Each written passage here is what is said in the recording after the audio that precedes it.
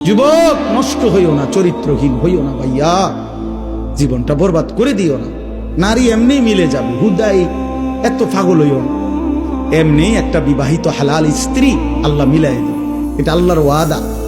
যাকে আল্লাহ তাআলা পুরুষ বানাইছেন তার জন্য আল্লাহ তাআলা হালাল স্ত্রী সৃষ্টি করেছেন। ও কিত্তা তুমি এরূপ পাগল হয়ে গেছো? পৃথিবীতে নারী পুরুষের, স্বামী স্ত্রীর এই পবিত্র সম্পর্ক প্রথম